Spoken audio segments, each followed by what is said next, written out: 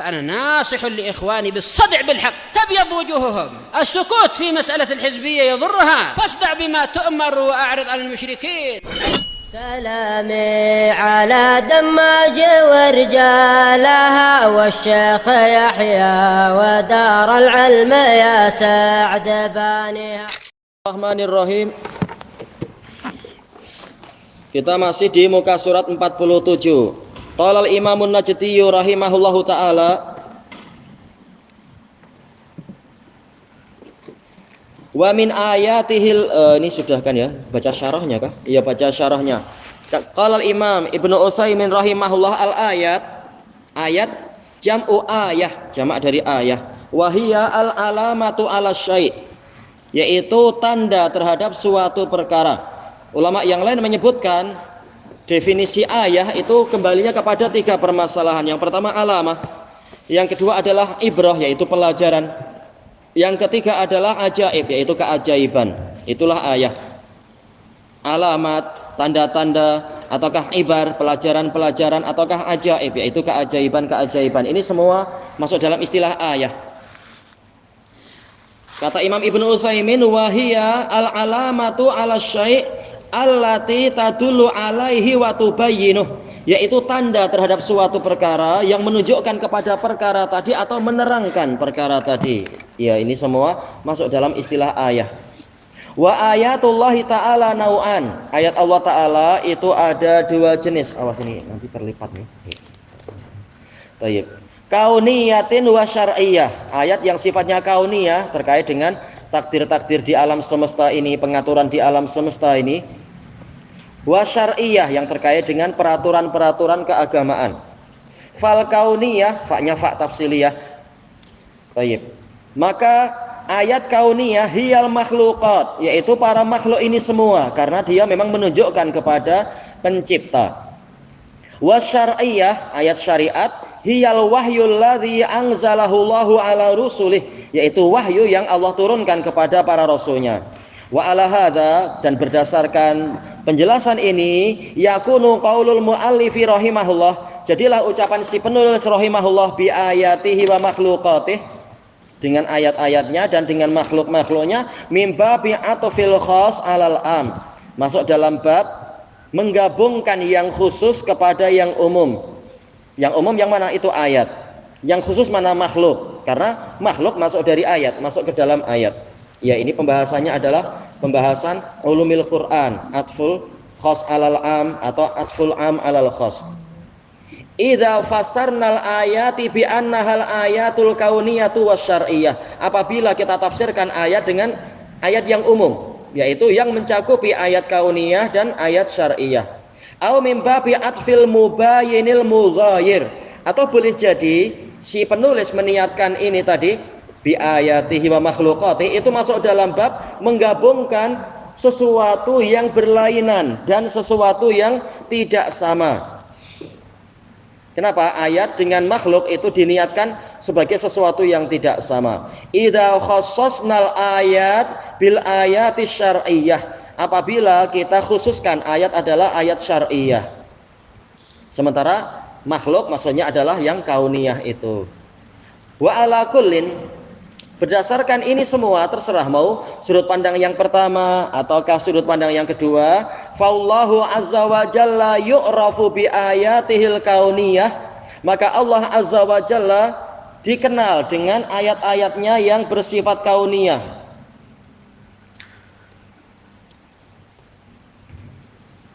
Wahiyal makhluqatul azimah, yaitu para makhluk yang agung, ya, makhluk-makhluk yang agung itu, yang besar-besar itu.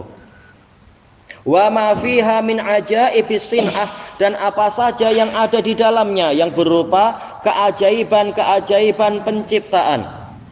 Wa balighil hikmah, dan hikmah yang sangat mendalam, hikmah yang sangat kuat. Baik, dengan mengenal makhluk kita akan mengenal apa? Af'alnya Allah Ta'ala. Kalau makhluk aja seindah ini, sebagus ini, sehebat ini, berarti perbuatan Allah memang sangat hebat. Dengan mengenal af'alnya Allah, kita akan mengenal awsaf, sifatillah, sifat-sifat Allah.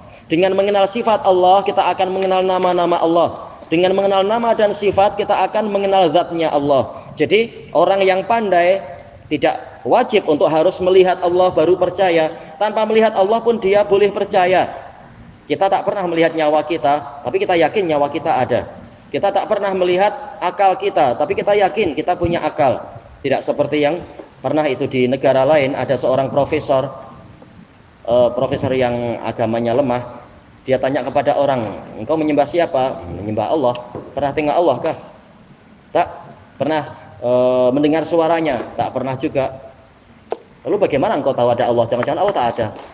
Nah, anak muda ini mengatakan, Prof, Anda punya akal tak? Punya. Anda pernah tengok? Tak. Nah, gimana Anda tahu Anda punya akal? Bingung profesornya. Iya juga ya. Nah, orang yang pandai tidak selalu mengharuskan untuk melihat langsung. Makanya umat Muhammad SAW lebih pandai daripada orang Yahudi. Yahudi cuma pandai menipu dan pandai membunuh aja. Tapi akalnya itu akal yang sangat bodoh. Tak percaya kepada Nabi Musa kecuali kalau melihat Allah secara langsung. Padahal ayat-ayat sudah sedemikian hebatnya. Itu adalah kebodohan orang-orang Yahudi. Sementara umat Islam tak wajib untuk melihat Allah, tetapi yakin Allah ada dengan mengenali makhluk-makhluk ini, mengenali indahnya penciptaan yang Allah lakukan. Yakin berarti penciptanya memang maha hebat, maha ini, maha itu, dan seterusnya. Wa kadzalika yu'rafu bi ayatihi syar'iyyah. Demikian pula Allah itu dikenal dengan ayat-ayatnya yang bersifat syar'iyyah. Makanya banyak orang-orang cerdik pandai di zaman jahiliyah itu tatkala datang dakwah Nabi Muhammad SAW, datang dakwah berarti sudah bukan zaman jahiliyah, tapi waktu itu dia belum masuk Islam. Kemudian dia mendengar kalamullah, membaca ayat-ayat, langsung dia menyadari ini tak mungkin buatan manusia, langsung dia beriman. Baik. Jadi Allah dikenal dengan ayat-ayat syar'iyyah. Wa ma fiha minal adl, dan apa saja yang ada di dalam ayat syar'iyyah tadi yang berupa keadilan, wal istimali ala al-masalih, dan mencakupi kemaslahatan-kemaslahatan. Baik. Keadilan bukan hanya dilihat dari ayat syar'iyyah. Ayat syar'iyyah jelas pasti adil. Wa tammat kalimatu rabbika sidqan wa adla, dan telah sempurnalah kalimat Rabbmu dalam keadaan dia itu jujur dan adil. Bahkan ayat-ayat kauniyah itu juga mengandungi keadilan bagi orang-orang yang memperhatikan. Walaupun jelas keadilan yang paling sempurna itu nanti di hari kiamat. Di dunia itu terserah Allah. Untuk menunda hukuman itu terserah dia. Tetapi dunia ini tidak kosong dari keadilan. Sebagaimana kalau kita baca, dulu anak baca cerita kisah nyata Arab, dibukukan itu ada seorang bapak yang sudah tua renta, dia diheret anaknya, dibawa keluar, kemudian begitu sampai ke pintu, ayahnya berhenti. Ayahnya tanya, ada apa ini? Tetap diheret sama anaknya sampai di bawah sebatang pokok. Ditanya, wahai anakku, kenapa engkau berbuat gini? Maka anaknya mengatakan, aku ingin membunuhmu. Kenapa? Ya saya memang ingin membunuh aja. Maka si bapak mengatakan, sebenarnya dulu kakekmu pun bapak yang bunuh dia.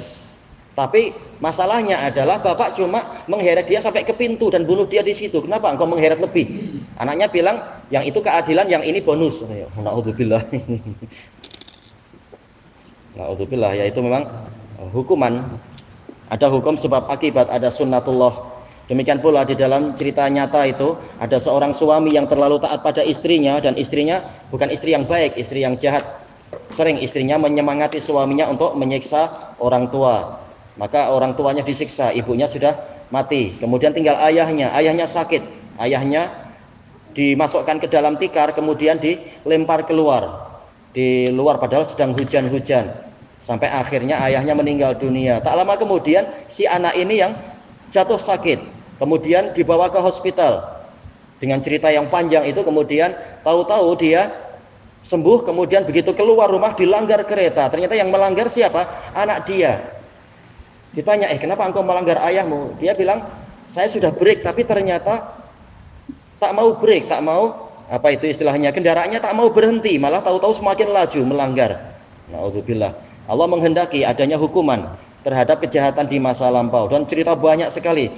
Masuk dalam bab al-jaza' min jinsil amal. Balasan itu sesuai dengan jenis amalan. Ini adalah bagian dari contoh keadilan di alam semesta yang diatur oleh Allah Ta'ala. Makanya para ulama mengatakan innallaha yumhil wala yuhmil. Allah itu memberikan penundaan tapi tidak akan menyia-nyiakan. Mungkin sekarang belum ada hukuman, tapi suatu saat nanti hukuman itu tiba atas kezaliman yang pernah terjadi. Thayyib, qal wa daf'il mafasid, dan menolak kerusakan-kerusakan. Ini kalau anak ceritakan satu-satu panjang, kisah-kisah nyata Arab. Kita pakai Arab karena apa?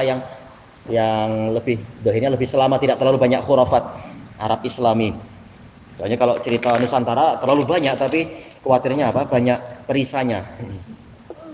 Thayyib. Kemudian Imam Ibnu Utsaimin menyebutkan kalam dari Ibnu Mu'tas yang dahulu itu, wa fi kulli syai'in lahu ayatun tadullu ala annahu wahidu. Iya, Ibnu Mu'tas dengan beberapa kalimat yang periwayatannya beraneka ragam tetapi intinya sama. Fayalillahil ajab kaifa yu'sal ilahu wa kaifa yajhaduhul jahidu wa fi kulli syai'in lahu ayatun tadullu ala annahu wahidu. Allah barik ayat. Ayat. Sungguh alangkah mengherankannya bagaimana Allah itu didurhakai dan bagaimana penentang menentang keberadaan Dia. Sementara di dalam segala sesuatu itu ada ayat, ada tanda bagi Allah Ta'ala, tanda tentang keberadaan Allah yang menunjukkan bahwasanya Dia adalah satu saja. Kembali ke atas, qala Al-Imamun Najdi rahimahullah. Oh, ini juga sudah kita bahas ya tentang matanya. Berarti catatan kakinya. Qala Al-Imam Ibnu Utsaimin rahimahullah, kullu hadhihi min ayatillah. Ini semua apa itu? Malam dan siang, matahari dan bulan, demikian pula langit yang 7, bumi juga 7, dan seterusnya. Termasuk dari ayat-ayat Allah ad-dallati ala kamalil qudrah wa kamalil hikmah, yang menunjukkan akan kesempurnaan kemampuan Allah, juga kesempurnaan hikmah Dia, wa kamalir rahmah, kesempurnaan rahmat Dia. Sekarang diberi contoh. Fasyams, contohnya matahari. Ayatun min ayatillahi azza wajal, salah satu dari ayat-ayat Allah azza wajal. Likauniha tasiru sayran muntazima, karena matahari ini berjalan dengan perjalanan yang teratur. Sampai-sampai sebagian ahli falak menyangka bahwasanya peraturan wajib demikian, kecepatannya, kelajuan matahari demikian. Makanya kalau sudah jamnya sekian wajib untuk apa? Masuk subuh, walaupun sebenarnya cahaya fajar belum masuk, atau sebaliknya jam sekian wajib berbuka puasa. Karena apa? Ini jadwal matahari terbenam walaupun kenyataannya matahari masih ada. Dengan alasan matahari perjalanannya kan teratur. Iya teratur, tapi bukan pengaturan kita. Pengaturan Allah lah yang berlaku. Terkadang laju sikit, terkadang lambat sikit. Masalah teratur memang teratur, tetapi tidak selalu dengan kelajuan yang sama. Ini terserah Allah. Makanya memang muadzin diamanahi untuk melihat keadaan, bukan sekedar bertanya kepada apa itu jam dinding itu, atau apa istilahnya itu, jam-jam digital itu. Memang dia lihat langsung. Thayyib. Matahari kalau boleh bicara mungkin kalian tengok saya, bukan tengok jam itu. Thayyib. Badi'an, dengan indahnya, iya peraturan yang sangat indah. Mundu khalaqahallahu azza wajal, sejak Allah azza wajalla menciptakannya, wa ila ayyadzanallahu ta'ala bi kharabil alam, dan sehingga Allah ta'ala mengizinkan untuk hancurnya alam semesta. Fahiya tasiru li mustaqarril laha, maka matahari itu berjalan menuju ke tempat menetapnya. Telah kita dapatkan di dalam hadis-hadis sahih, mustaqarnya matahari adalah di bawah arsy. Jadi setiap hari dia berjalan menuju ke tempat menetapnya, kemudian dia bersujud. Setelah itu dia diizinkan oleh Allah, yaitu minta izin, kemudian diizinkan untuk terbit dari arah terbitnya. Suatu saat nanti dia disuruh untuk terbit dari arah terbenamnya. Tayyib. Kama qala ta'ala, sebagaimana firman Allah Ta'ala, wasyamsu tajri li mustaqarril laha, dzalika taqdirul azizil alim. Dan matahari itu berlari, jaro yajri, yaitu berlari atau berlayar atau bergerak, tergantung gambarannya ya. Al-muhim matahari bergerak untuk menuju ke tempat menetapnya. Nabi yang telah menafsirkan, dan Nabi lebih tahu daripada orang-orang NASA itu. Matahari memang bergerak. Yang demikian itu adalah ketetapan dari Zat yang maha perkasa lagi maha mengetahui. Tapi kenapa kita lihat bumi kita yang bergerak, matahari diam? Itu perasaan atau penglihatan kita yang sangat lemah. Allah lebih tahu Ini perkara gaib dan Rasul diberitahu oleh Allah Ta'ala. Baik, makanya pertanyaan untuk anak-anak, siapa Nabi yang berdoa agar matahari itu dihentikan, ditahan, dan kemudian ditahan demi kemenangan Bani Israel, Israel yang Muslim tentunya. Yusha bin Nun. Yusha bin Nun apanya Nabi Musa? Apanya Nabi Musa? Adik, kakak? Iya, pembantunya, betul. Tayyib. Nabi Yusha bin Nun sebagaimana di dalam hadis Abi Hurairah berdoa kepada Allah untuk menahan matahari. Kalau yang bergerak bumi, misalnya ya Allah tahanlah bumi. Tapi ternyata bukan. Tahanlah matahari, menunjukkan memang matahari lah yang bergerak, bukan bumi yang bergerak. Tayyib. Apalagi bumi yang sebesar ini kalau dia berpusing, gerakannya selaju itu, katanya kan memang laju sangat kan. Niscaya kita akan susah untuk hidup dengan tenang, berdiri dengan tenang. Ma'ruf, gaya sentrifugal. Kalau orang bergerak dengan cepat, cenderung kita akan bergerak sebaliknya untuk mempertahankan keadaan. Tayyib. Atau istilah apa itu? Istilahnya apa ya? Kelembaman itu. Makanya disebutkan oleh Fadilatul Syekh Abdullah Ad-Dausri, sudah wafat rahimahullah, dari kalangan muhaddisin yang membantah orang-orang yang mengatakan bumi itu bergerak berputar istilahnya dan matahari tenang. Beliau mengatakan kalau bumi memang betul kelajuannya seperti itu, tak mungkin kita hidup tenang, berdiri dengan tenang. Kita sekedar berdiri di atas kereta aja, kereta bergerak laju, dijamin kita tak akan tenang, itu pasti akan bergerak ke arah yang berlawanan. Ya, gaya kelembaman dan seterusnya. Makanya yang benar adalah bahwasanya matahari lah yang bergerak karena Allah yang menyebutkan itu. Baik. Berarti nanti di hari kiamat, kalau menurut orang-orang yang pakai akal-akalan, bukan matahari itu terbit dari barat, tapi gerakan bumi yang berpusing katanya. Tayyib. Apakah engkau yang lebih tahu atau Allah? Jelas Allah yang lebih tahu. Dia yang menggerakkan matahari, terserah dia. Bukan bumi yang berpusing dengan kebalikannya. Kemudian kata beliau di sini, wahiyya min ayatillahi ta'ala. Dan matahari adalah termasuk dari tanda-tanda kekuasaan Allah Ta'ala bihajmiha, dengan ukurannya yang besar, wa asariha, dan jejak-jejaknya, jejak panasnya dia, ya dengan panasnya matahari kita dapat rezeki. Anak-anak mungkin perlu apa? Vitamin D, jelas melalui bantuan cahaya matahari. Kita juga perlu menyidai baju, kalau terus-menerus kedopi, juga apa? Cepat tersadai, atau apa itu? Ya, buah al-muhim. Ya, duit akan cepat habis. Apalagi manfaat matahari untuk fotosintesis biar tanaman menghasilkan makanan untuk kita lagi. Apalagi manfaat matahari ya? Biar lebih cerah. Iya, kalau pakai toslet terus habis baterai habis. Ya? Solar menghasilkan apa solar? Iya, elektrik betul ya. Sama? Ya ada. Ada lagi? Sama juga semuanya pakai solar. Tak apa. Apalagi faedah cahaya matahari itu untuk kehangatan, ya kehangatan badan kita, terutama kalau musim sejuk. Di Yaman itu kalau musim sejuk orang langsung menyidai badannya sendiri di pancaran matahari karena terlalu sejuk dan seterusnya. Baik, kemudian disebutkan di sini amma hajmuha fa'azimun kabir. Adapun ukuran matahari maka dia memang agung dan besar. Wa amma asaruha, adapun jejaknya, fama yahsulu minha minal manafi', yaitu manfaat-manfaat yang dihasilkan darinya, lil ajsam, untuk badan kita. Kata Imam Ibnul Qayyim, yaitu untuk menghilangkan al-fadalat, yaitu sisa-sisa cecair. Biar apa? Biar berpeluh, peluh kotoran keluar. Demikian pula bukhar, asap-asap uap-uap itu yang mungkin tertakung di kepala atau tertakung di hidung. Dengan bantuan panas matahari boleh terbuang sedikit demi sedikit.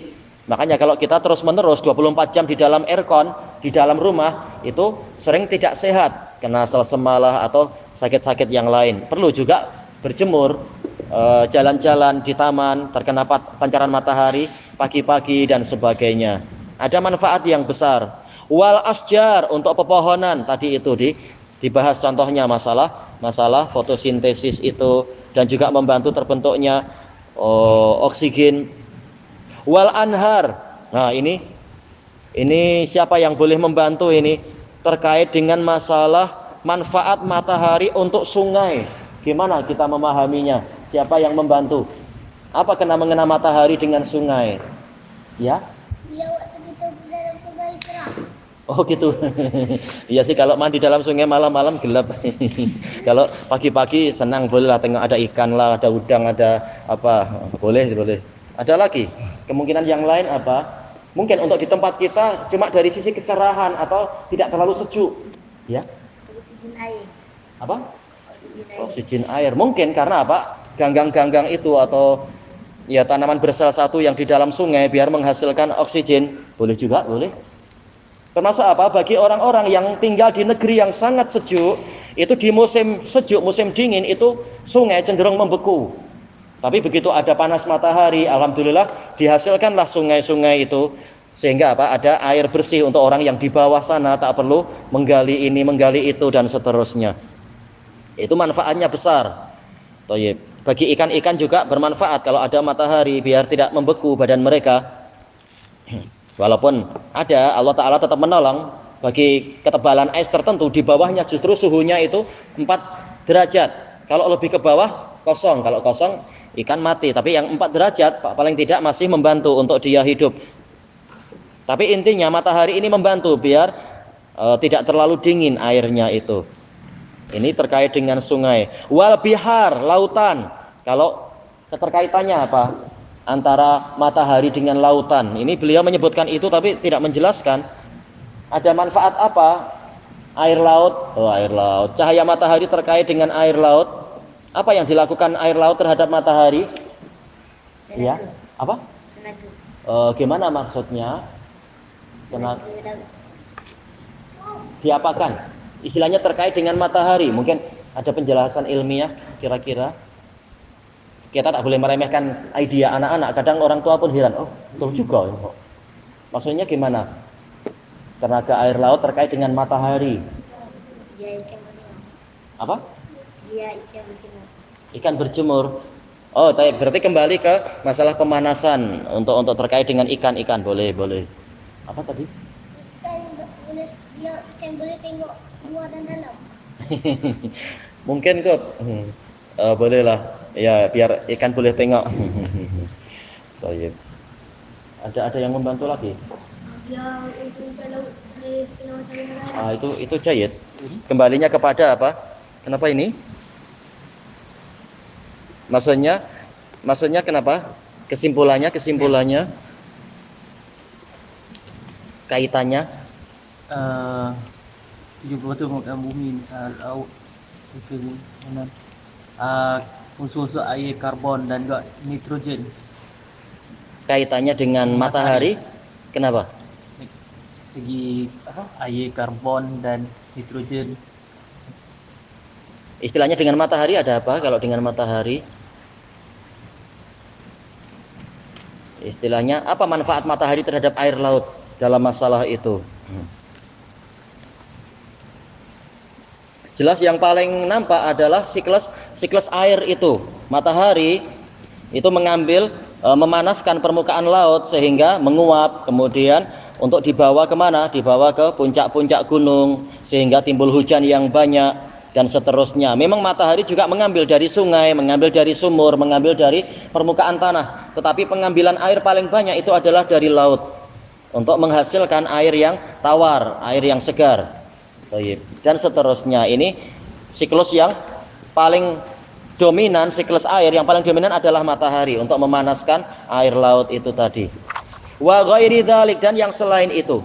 Fa idza nadharna ila syams, maka apabila kita melihat pada matahari, hadhil ayatil azimah, ayat yang agung ini, ma madal bu'dil ladzi bainana wa bainaha, yaitu kadar jarak yang jauh antara kita dengan matahari, yang kata sebagian di buku-buku itu berapa? 150 juta kilometer itu ya katanya, wallahu alam. Anak tak pernah coba pakai pembaris. Wa ma'adzalika fa innana najidu hararataha. Sekalipun demikian kita mendapati panas matahari itu. Hadhil hararatal azimah, iya panas yang berat, terutama di negara-negara yang sangat panas itu, negara tropika atau apa itu. Padahal jaraknya masih sangat jauh. Sumangzur madza yahdusu fiha minal idha'atil azimah. Kemudian perhatikan apa yang dihasilkan pada matahari itu berupa penyinaran yang besar. Allati yahsulu biha taufiru amwalin kasirah, yang dengan itu dihasilkan harta benda yang banyak alan nas, pada umat manusia. Harta benda yang banyak terkait dengan apa? Mungkin terkait dengan ya tanaman tadi, perlu cahaya matahari, atau activity yang banyak. Rata-rata activity jelas di siang hari, bukan di malam. Malam hari tidak sebanyak siang hari untuk mencari duit, ini biasanya. Fa innan nasa fin nahar yastaghnuna an kulli idha'ah, karena manusia di siang hari mereka tidak perlu semua cahaya, sudah tercukupi dengan cahaya matahari itu. Ya kalau matahari dikuasai TNB, nggak tahu per bulan bayar berapa kita, mahal sangat tentunya karena cahaya yang sebanyak itu. Wa yahsulu biha maslahatun kabiratun linnas, dan dengan itu dihasilkan kemaslahatan yang besar untuk umat manusia. Dan ini sangat dirasakan oleh orang-orang yang kerja di apa itu namanya, area-area penggalian itu, di tempat yang sangat gelap untuk mencari nikel, mencari minyak, mencari emas dan lain-lain. Mereka perlu pencahayaan, dan ini perlu karen, dan ini perlu kabel, perlu duit banyak untuk mendatangkan cahaya. Tapi yang kerja di permukaan bumi tidak memerlukan cahaya-cahaya lain karena matahari sudah mencukupi. Ini membantu untuk menjimat, untuk apa itu, membatasi pengeluaran-pengeluaran. Min taufiri amwalihim, diperbanyaknya harta benda mereka. Ya, yang memproduk apa itu tadi, solar cell itu, ya, tenaga matahari. Ya, jelas ini menghasilkan duit banyak.